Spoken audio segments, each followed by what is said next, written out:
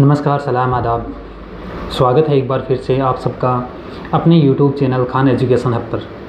आज के अपने इस वीडियो में हम बात करेंगे राजस्थान की सबसे बड़ी भर्ती RAS के बारे में।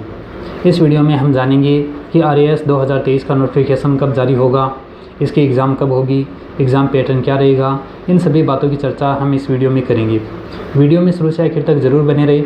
अगर आप इस चैनल पर पहली बार आए हैं तो इस चैनल को भी सब्सक्राइब कर लें और बेल आइकन भी प्रेस कर दें, ताकि जब भी हम कोई नया वीडियो अपलोड करें तो उसका नोटिफिकेशन आपको हासिल हो जाए। राजस्थान लोक सेवा आयोग ने RAS 2021 का नोटिफिकेशन जुलाई 2021 में जारी किया था।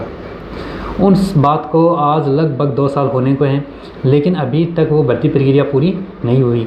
इसका प्री एग्ज़ाम हुआ, मेन एग्ज़ाम हुआ, लेकिन मेन एग्ज़ाम के बाद में जो इंटरव्यू होना चाहिए था वो अभी तक नहीं हुआ। उसमें अभी और समय लगने की संभावना है।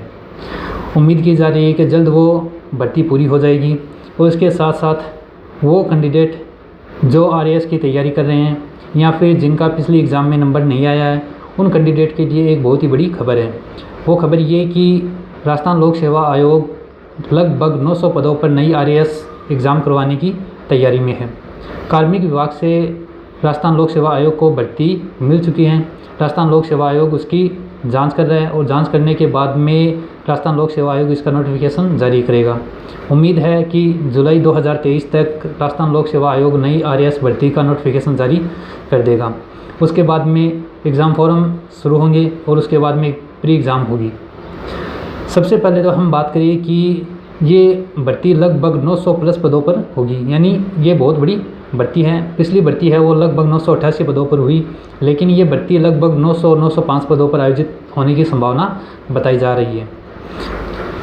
अगर हम बात करें RAS भर्ती के एग्ज़ाम पैटर्न की, तो RAS भर्ती की जो एग्ज़ाम है ये 3 चरणों से होकर गुजरती है। पहला चरण है वो प्री एग्ज़ाम का होता है और इसमें 150 सवाल होते हैं और 150 सवाल 200 नंबरों के होते हैं। मेरिट है वो 200 नंबरों के आधार पर बनती है।